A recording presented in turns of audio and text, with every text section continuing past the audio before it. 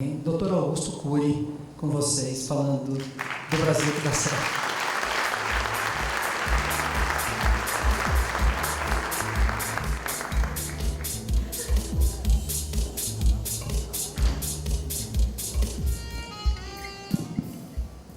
Muito obrigado pelo convite.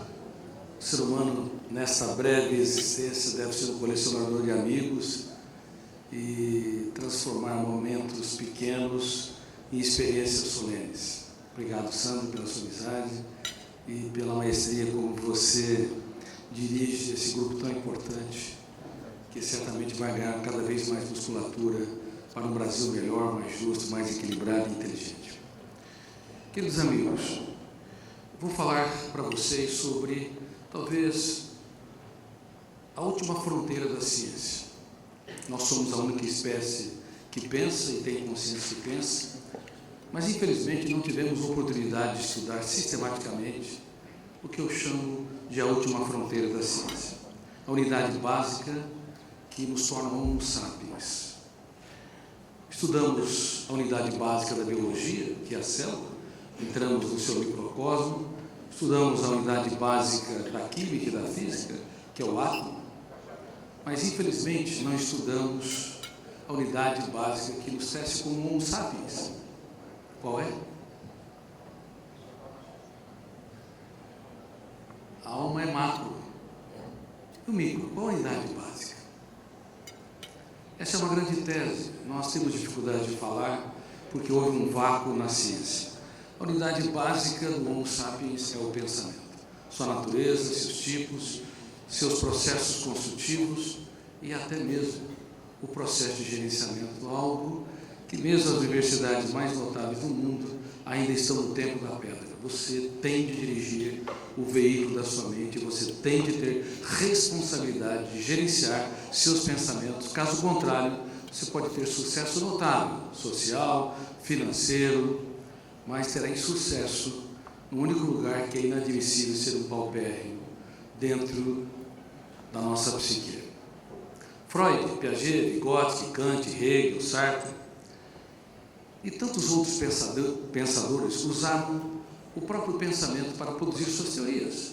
Teoria da formação da personalidade, do desenvolvimento de traumas, a teoria do processo de aprendizado, a teoria, inclusive, das relações sociopolíticas, mas não tiveram a oportunidade de estudar sistematicamente aquilo, o tijolo básico que usavam. Reitero, o próprio pensamento. Pensar é bom. Pensar com consciência crítica é ótimo. Pensar demais é uma bomba contra a saúde emocional. Quem pensa excessivamente pode gastar energia para 5 ou 10 braçais. E nós não sabíamos disso. Parecia que o pensamento era estéril, mas não. Pensar excessivamente sem gerenciamento é quase um crime contra a própria saúde emocional. Por isso que há muitos miseráveis morando em palácios. Eles tiveram êxito, mas nunca entenderam que o eu, que representa a capacidade de escolha, a consciência crítica, a autonomia, deve impugnar pensamentos perturbadores. Eu quase não tenho tempo mais de dar conferências. Eu tenho dado treinamentos. Recentemente dei um treinamento, palestra, para mais de 1000 magistrados. E eu lhes disse, eu faço isso com frequência na magistratura, e eu lhes disse que a mente humana é como um fórum. Tem de ter o Ministério Público, promotores, que representam a consciência crítica, mas tem de haver um bom advogado de defesa. Caso contrário, podemos ser encarcerados dentro de nós mesmos. E o eu deveria exercer esse papel. Por exemplo, você não pode ser carrasco de si mesmo. Mas eu te faço uma pergunta. Sejam honestos, com meus alunos, e falo com muita humildade aqui, nesta noite. Quem é que cobra demais dos outros? Levante as mãos. Ótimo. Tem gente que cobra tanto que nem consegue levantar as mãos direito. Agora, Uma outra pergunta mais importante: quem é que cobra demais de si mesmo? Levante as mãos. Ótimo. Quem cobra demais de si mesmo está apto para trabalhar numa financeira, mas não para ter uma bela e saudável história de amor com a sua saúde mental. Quem cobra demais de si mesmo aciona um fenômeno que está ligado ao processo de construção de pensamentos e que não havíamos estudado, chamado fenômeno RAM, registro automático da memória. Ele arquiva tudo, em destaque aquilo que tem mais alto volume emocional. Então, se você produziu durante o dia centenas de pensamentos, você gastou X de energia, mas se você cobrou de si mesmo, quando falhou, quando não correspondeu às suas próprias expectativas, você registrou de maneira privilegiada, gerando uma janela killer, um cárcere mental, e isso esgota o seu cérebro, mais do que centenas ou milhares de pensamentos que você produziu. Portanto, quem cobra demais de si mesmo, aumenta os níveis de exigência para ser feliz, relaxado e realizado. E o problema é que os melhores profissionais no mundo todo, sou publicado em mais de 70 países, em todos os lugares que eu dou conferência, treinamento, é a mesma coisa. As pessoas são excelentes para atuar no mundo de fora, mas não tiveram a oportunidade de serem treinadas para serem líderes de si mesmos. Por isso que, não apenas na magistratura, mas no meio empresarial, entre médicos, psicólogos, educadores, você vai assistir pessoas que estão com o cérebro esgotado, não apenas cobrando demais de si mesmo, mas sofrendo por antecipação. Isso produz janela killer, o fenômeno que registra tudo automática e involuntariamente arquiva de maneira privilegiada um cárcere mental toda vez que você sofre por aquilo que não aconteceu. Nós vamos aos relógios, às lágrimas, que perdemos alguém. Só que a mente humana, quando não tem um eu, que é líder de si mesmo, vela os problemas que não aconteceram. E, consequentemente, nos torna algozes de nós mesmos. Então, se você começar a reunir esses sintomas, cobrar demais de si mesmo, sofrer por antecipação, acordar cansado, que também reflete o esgotamento cerebral, dores de cabeça e dores musculares. Quem tem, por favor? Dores de cabeça e dores musculares? Maioria. Tá, e quem tem dificuldade aqui de conviver com pessoas lentas? Sandro, não é que as pessoas sejam lentas, é que vocês são acelerados demais. E toda pessoa acelerada ama estressar os outros. Quero que todo mundo siga o seu ritmo. Tem pessoas que me dizem, mulheres que me dizem, Dr. Cury, casei com um homem muito devagar. Pense num homem complicado, que não resolve quase nada em casa. Eu falo, minha filha, se você escolher um homem muito complicado para viver, você não deve ser tão fácil, em primeiro lugar. E ele vai ficar mais lento se você usar as técnicas erradas de gestão da emoção. Porque toda vez que você cobra alguém, você aciona o fenômeno RAM, registro automático da memória. Há um biógrafo no seu cérebro e no cérebro dos outros que é implacável. Então, quando nós, de alguma forma, pressionamos as pessoas que nós amamos, até os nossos filhos, nosso parceiro, a nossa parceira, os nossos colaboradores, você estimula esse fenômeno a produzir janelas traumáticas ou killer. Consequentemente, nós pioramos as pessoas que estão ao nosso redor. E além disso, um outro sintoma básico e fundamental do esgotamento cerebral é o déficit de memória ou esquecimento. Alguém tem aqui? Quem não levantou as mãos porque se esqueceu de levantá-las. Na verdade, o déficit de memória é um apelo do cérebro, suplicando para que nós possamos mudar o nosso estilo de vida. Mas as pessoas não ouvem a voz do seu corpo, ouvem milhares de sons distintos, torneira pingando, conseguem ouvir pessoas reclamando, observam críticas e dão importância atroz mas não ouvem a voz do seu cérebro suplicando: mude seu estilo de vida, relaxe mais, tenha finais de semanas fascinantes, abrace mais e julgue menos, critique menos e aposte mais. Mas quem ouve essa voz silenciosa dos sintomas psíquicos e psicossomáticos somos lentos. Nós vamos ouvir quando temos um transtorno mais grave. E para vocês terem uma ideia, estamos na era dos transtornos psiquiátricos e destaque emocionais. 1 em cada 2 pessoas tem ou vai desenvolver um transtorno ao longo da vida. Costumo fazer uma brincadeira séria. Olhe para quem está do seu lado. Se não for você, vai ser ele ou ela. Se você apontou o dedo, a tua situação é pior. São mais de 3 bilhões de seres humanos e provavelmente nem 1% deve se tratar, porque o tratamento é caro, falta psiquiatras e psicólogos de bom nível disponível, ou porque as pessoas negam as suas mazelas psíquicas. E esse corpo de sintomas refletem uma síndrome que eu tive o privilégio de descobrir e a infelicidade de saber que grande parte da população mundial é acometida por ela, chamada síndrome do pensamento acelerado.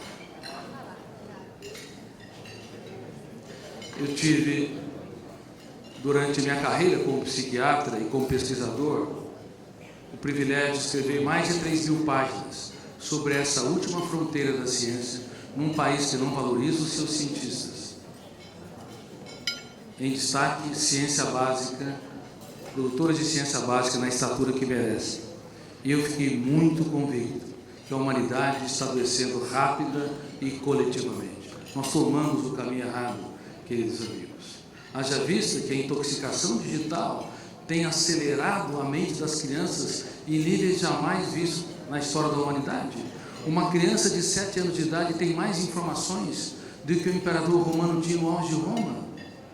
E isso acelera fenômenos que não haviam sido estudados, como o gatilho da memória. Enquanto eu estou falando, vocês conseguem entender cada verbo que eu conjugo tempo espacialmente, porque há nuvens de gatilhos sendo disparados no córtex cerebral, abrindo milhares de janelas com milhões de dados para assimilar verbos, substantivos, adjetivos.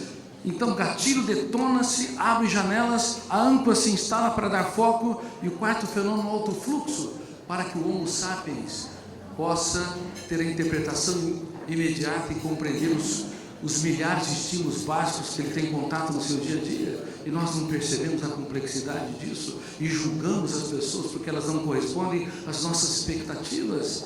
E nós acabamos perdendo o autocontrole quando contrariados, não entendendo que uma pessoa grande se faz pequena para tornar os pequenos grandes.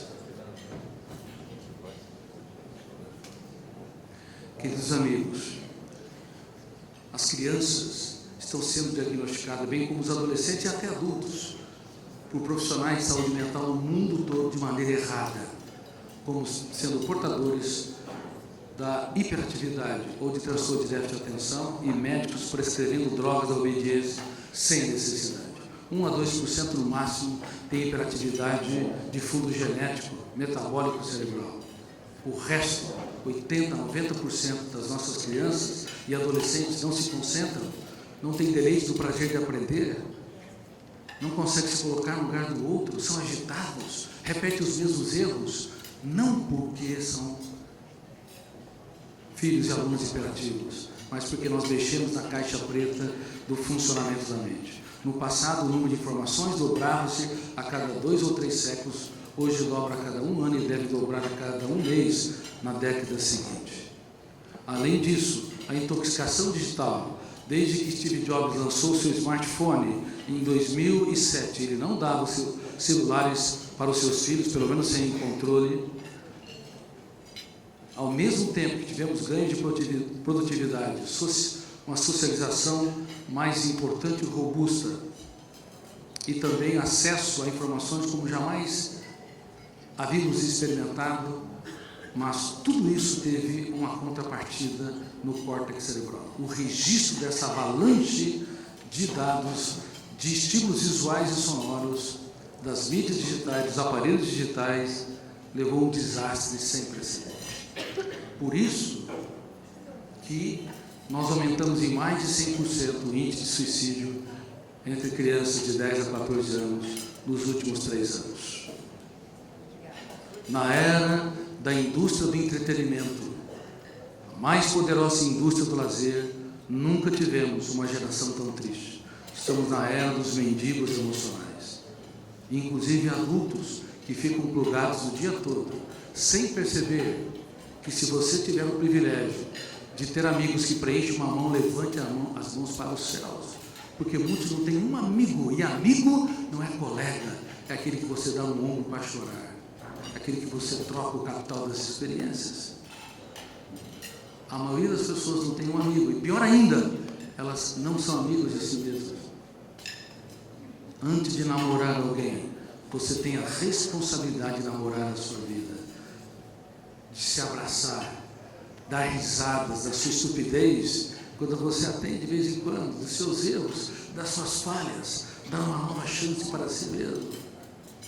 Mas somos implacáveis, cometendo um crime atroz contra o nosso futuro socioemocional. Mas esse não é um problema brasileiro, é um problema mundial, que bloqueia inclusive a capacidade criativa, a capacidade de libertar o imaginário para dar respostas inteligentes nas situações estressantes, a capacidade de reinventar como pai, como mãe, como parceiro ou parceira, como empresário, como líder, como educador. Estamos na era do envelhecimento precoce da emoção e na era do entristecimento humano, na era dos mendigos emocionais, pessoas que precisam de ter muitos estímulos para sentir migalhas de prazer. E vocês têm de saber que a emoção é democrática. Ter não é ser, como nós sabemos. Mas o que as pessoas não entendem, que a emoção exige para ser saudável, feliz de maneira sustentável e não utópica, rica, produtiva, que nós contemplemos o belo. Contemplar o belo é você fazer das pequenas coisas um espetáculo aos olhos. Eu escrevi mais de 700 páginas sobre Adolf Hitler e as técnicas de marketing de massa que ele usou para devorar o inconsciente coletivo dos alemães, no livro Holocausto Nunca Mais. E também, depois, para agredir e violentar os marxistas, e em seguida cometer atrocidade com 6 milhões de judeus e outras minorias. Mas Adolf Hitler, ele admirava o belo. Ele tinha uma cadela blonde que a acariciava. Ele era vegetariano, não queria que os animais sangrassem. Então, com uma mão ele acariciava animais, com a outra telefonava para que crianças, mulheres e outras pessoas morressem nos campos de concentração. Admirar o belo não é contemplar o belo.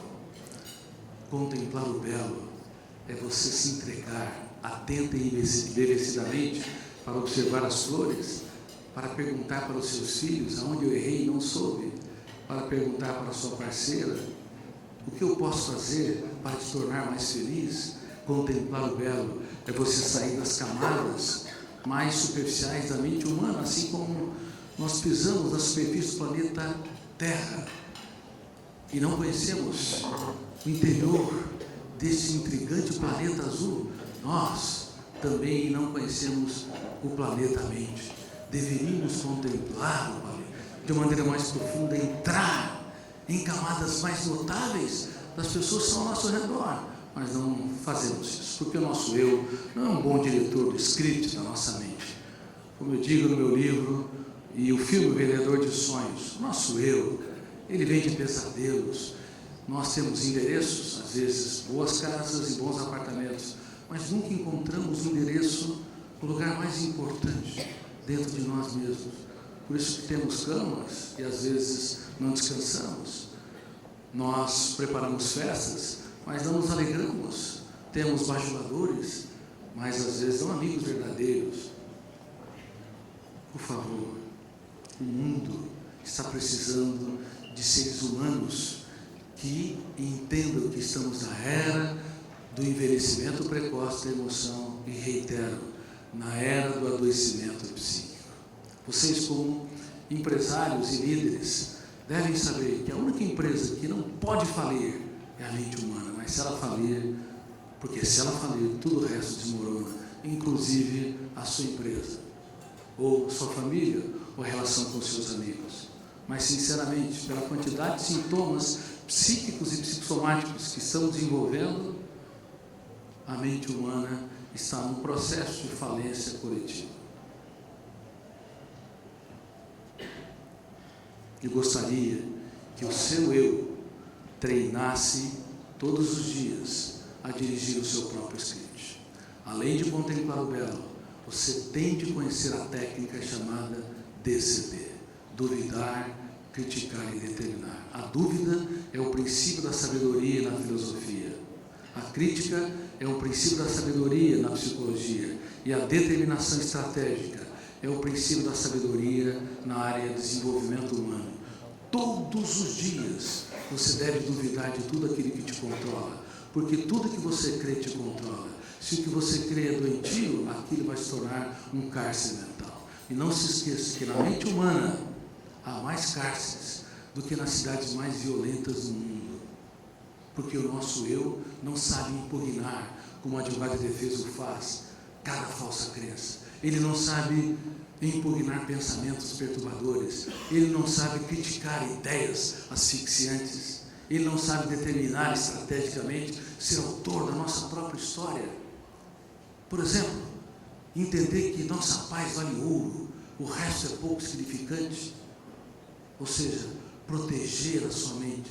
Muitos aqui têm seguros de casa, seguro de vida, seguros, inclusive empresariais, mas no mundo todo não se ensina seguro emocional, gestão da emoção.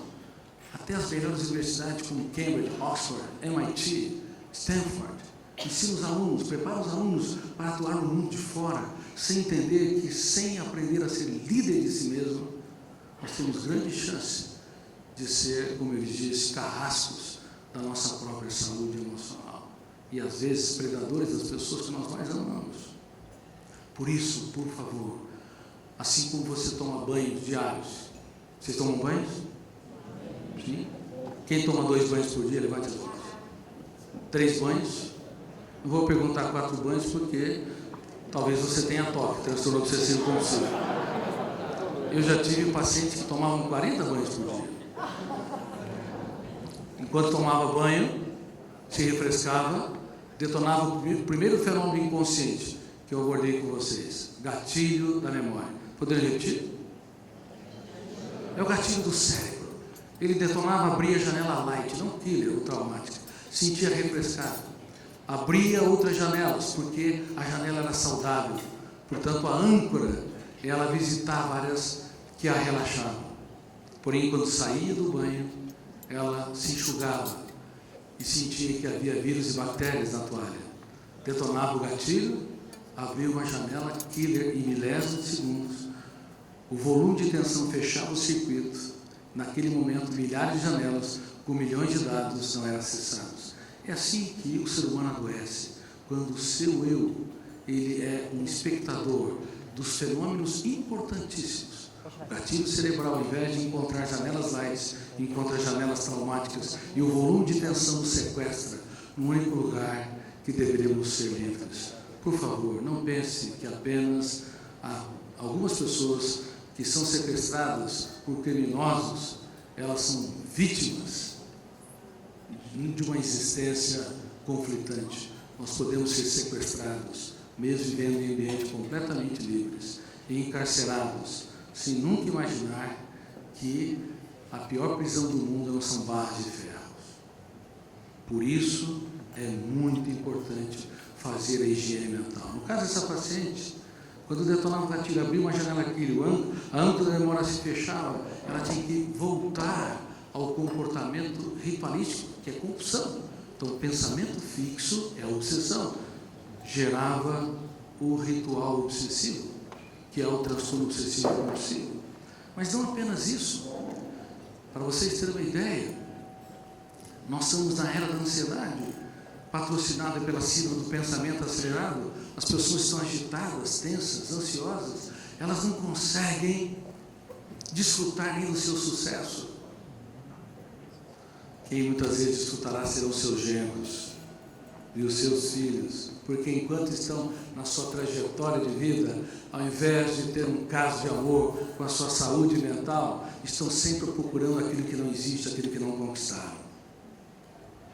Por isso, são terras inexploradas. O solo da emoção é um mundo extremamente sofisticado, mas infelizmente nós não exploramos aquilo que temos de melhor. Por isso que acabamos sendo vítimas e não protagonistas da nossa própria história. Quem me promete que de hoje em diante vai namorar a sua vida? Levante as mãos. Eu não confio em você. Eu quero que você lembre-se, treinamento, mais treinamento, porque amanhã você vai continuar se cobrando, porque é um processo vicioso. Amanhã você vai continuar sofrendo por antecipação, se você tem essa questão. Amanhã você vai exercer o autoritarismo, querendo que as pessoas sigam o seu ritmo. Você não vai conseguir conviver com pessoas lentas. Por favor, treine. Seu eu precisa aprender a dirigir o seu próprio script. E para encerrar, eu quero falar que é muito importante, sobre o ângulo da gestão da emoção, que nós sejamos pessoas inspiradoras e encantadoras. Uma pessoa inspiradora, como líder, como empresário, como educador, até como parceiro que escolhe uma parceira ou vice-versa, você tem de entender que ninguém muda ninguém. Temos o poder de piorar os outros e não de mudá-los. Quem já tentou mudar uma pessoa teimosa aqui? Parabéns, vocês já pioraram. Número 2, uma pessoa inspiradora, ela abaixa o tom de voz quando alguém eleva o tom de voz. Porque se você eleva o tom de voz, detona o gatilho cerebral, abre uma janela, que a âncora fecha, e naquele momento, tudo que você falar, você pode ser um PhD em educação, tudo que você falar será uma invasão de privacidade. Por isso, mais de 90% das correções dos pais pioram os seus filhos, dos casais pioram um ao outro. Eles começam o seu relacionamento no céu do afeto e o terminam no inferno dos atritos. Então, abaixe o tom de voz. O importante não é que você ganhe a discussão, mas ganhe o coração. Que você deixe um legado, pelo tanto de tempo que viver, aonde você respirar.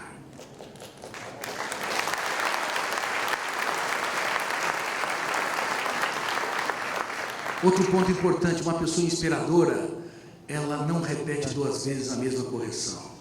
Quem repete 2 vezes a mesma coisa é um pouco chato ou entediante. 3 vezes é medianamente entediante. E 4 vezes ou mais é insuportável. E muitos de nós somos insuportáveis. Temos a necessidade neurótica de operar o cérebro dos outros. Por isso que uma pessoa encantadora dá um passo além da inspiradora. Ela consegue ver um charme nos defeitos das pessoas que erram. Meu marido é muito teimoso, você pode falar, mas há um charme na teimosia dele. Desde que você não queira mudá-lo, porque se você pressionar, vai produzir janela killer e ele vai cristalizar aquilo que você mais detesta. Ou minha esposa, minha parceira, ela é irritadiça, tensa, impulsiva. Quanto mais você tentar elevar o tom de voz, criticar excessivamente, repetir a mesma coisa, mais você vai, reitero, dar musculatura para aquilo que você mais detesta como característica de personalidade. Por isso dá para vocês entenderem que a humanidade tomou o caminho errado, porque não estudou a última fronteira da ciência, o mundo onde nascem os pensamentos. E é tão fácil errar. E pessoas insuspeitas falham inclusive consigo, tornando-se carrascos da sua própria história. E uma pessoa encantadora não apenas vê o charme nos defeitos dos outros, mas muda a era da humanidade, pelo menos a era dos seus relacionamentos, da era do apontamento de falhas para a era da celebração dos acertos. Quem é um apontador de falhas está apto para conviver com máquinas e consertar máquinas, mas não para formar mentes brilhantes e emocionalmente saudáveis. Eu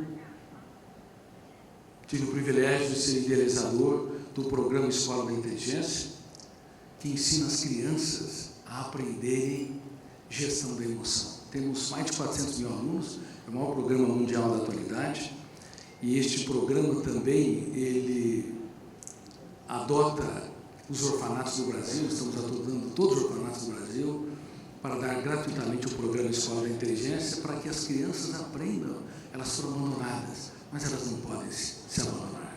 Se a sociedade me abandona, a solidão é suportável, mas se eu mesmo me abandono, ela é intolerável. E as crianças que estão aprendendo nessas mais de 1000 escolas que adotam o programa Escola da Inteligência, depois de alguns meses, elas chegam para o pai e dizem: papai, você perdeu o autocontrole. Mamãe, você não está pensando antes de reagir. Mamãe, você tem de aprender a se colocar no meu lugar, porque eu também falho, eu também fico irritado. Então, os pais estão sendo ensinados pelas crianças e pelos adolescentes a fazer a mais importante viagem, uma viagem para dentro de si mesmo. Estão aprendendo a mudar a era, a celebrar acertos. Os filhos estão chegando em casa e agradecendo seus pais por existirem. Por favor, uma pessoa encantadora diz coisas nunca ditas. Alguém acabou de errar e ao invés de você apontar falha, você diz: eu aposto em você, eu acredito em você, você vai brilhar. Agora pense no seu comportamento. Isso vale mais do que tecer 1000 palavras, 1000 sermões. Queridos amigos, uma pessoa encantadora elogia 3 vezes por dia, pelo menos, quem ama. Começa a observar comportamentos diminutos que passam despercebidos, até dos seus colaboradores. Quer estimular seus colaboradores a entrar no seu time, ter a sua filosofia, sua ideologia, começa a aplaudi-los, começa a considerá-los como uma celebridade real, não aquela celebridade de Hollywood, as pessoas de carne e ossos, com defeitos ao seu redor, mas que têm comportamentos notáveis, que passam despercebidos à nossa mente viciada em apontar falhas, em detectar erros, em ser invasivo ou invasivo. Então, de agora em diante, se possível, treine o seu eu para aplaudir as pessoas que estão ao seu redor. E deem risada da PIT, P-I-T, picuinhas, irritabilidade e teimosias. A vida fica muito mais leve e muito mais suave. Vocês vão gerir a sua emoção e cada vez mais se tornarão protagonistas da sua própria história. Então, encerro brevemente esse meu treinamento dizendo que há um programa chamado Você Insubstituível, www.vocêinsubstituível.com.br, que é o primeiro programa mundial de prevenção de depressão e suicídio baseado em gestão da emoção. A Polícia Federal, ela é minha embaixadora oficial desse programa, a Associação de Magistrados do Brasil também embaixadora oficial, Ministério da Justiça e assim por diante, Conselho Regional de Medicina. Eu gostaria que vocês, empresários, fossem embaixadores desse programa. 100% gratuito. www.vocêinsubstituível.com.br. Neste programa, para vocês terem uma ideia, alguns editores, eu comento, que me consideram o psiquiatra mais publicado no mundo na atualidade. Mas eu não falo dos meus sucessos. Eu falo das lágrimas que eu chorei e daquelas que eu nunca tive coragem de chorar. Eu falo dos dias mais tristes da minha história, para que as pessoas entendam que nós podemos escrever os capítulos mais nobres de nossa existência nos momentos mais difíceis de nossas vidas. Por isso, eu lhes peço que o seu eu seja encantador e inspirador, que o seu eu possa ser líder de si mesmo. E se liderarem a sua mente, não tenham medo de falhar. E se falharem, não tenham medo de chorar. E se chorarem, repense sua vida, mas não desista. Deem sempre uma nova chance para si mesmo. Os perdedores veem os raios e se amedrontam, os vencedores no mesmo ambiente veem a chuva e a oportunidade de cultivar. Jamais desistam das pessoas ao seu redor, das pessoas que vocês amam. Jamais desistam dos seus sonhos, pois apesar dos seus defeitos, dos meus defeitos, ninguém é mais um número na multidão. Somos seres humanos únicos e irrepetíveis, e vocês são seres humanos especiais. Muito obrigado por existir.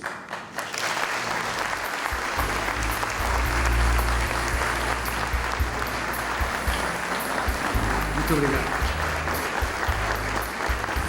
Obrigado, Sandro.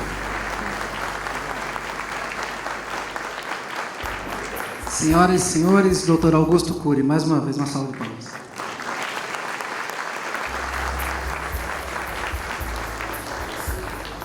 Dr. Cury, nós temos 30 segundos para fazer aqui um anúncio a todos. Eu pedi só mais um pouquinho de compreensão de todos e um anúncio impactante, uma informação importante. Só vamos nos deslocar um pouquinho aqui. Fique comigo aqui um pouco.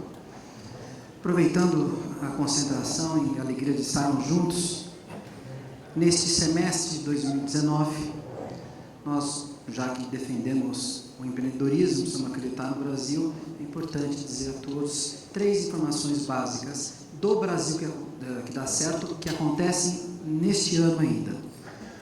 Número 1, nós vamos fazer um prêmio Brasil que dá certo. Nós, Dr. Cury, nós humildemente não fizemos isso ainda porque faltava hora de voo, precisa de meritocracia. Então, você também me deu a honra, junto com alguns amigos aqui, de começarmos a pensar numa academia. Então, tenho certeza que começamos a desenhar ainda este ano, ao final do ano, o Prêmio Brasil que dá certo. Número 2, a partir de hoje, Felipe, nós vamos desenvolver um novo site que já está no ar, que é o brasilquedacerto.com.br, e ao final deste ano nós anunciaremos o segundo fato importante. Nós vamos desenvolver a plataforma brasilquedacerto.com. É a maneira com que nós enxergamos de não só esse grupo se autoalimentar produtivamente, mas que o Brasil tenha acesso à informação, ao conteúdo e o mundo saiba que nós acreditamos nesse país. E terceiro ponto importante, e concluo aqui em 30 segundos com o meu amigo Dr. Augusto Cury, eu vou deixar ele dar a notícia e temos que concluir de maneira impactante. Muito bem, obrigado, Sandro. Também lançaremos o livro Brasil que dá certo. E eu quero convidar vocês a participar com um capítulo da sua história. Queremos conhecer os seus desafios, suas batalhas, como você se reinventou, onde você tropeçou e claudicou. Transfira o capital das experiências, é o maior legado que um ser humano pode deixar. Que tal? Eu vou treinar um grupo de pessoas a libertar seu imaginário, para desenvolver ideias, escrever esse capítulo com maestria e poesia, para que possam encantar as pessoas desse Brasil tão querido, mas tão solapado por tantas injustiças. Então, se sintam convidados a participar disso. Será talvez o primeiro grupo de empresários do mundo que vai não apenas contar a sua história, mas também vai dar algumas diretrizes para a sociedade brasileira.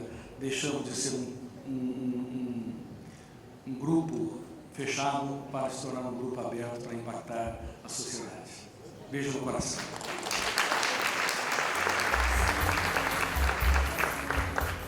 Pessoal, muito obrigado.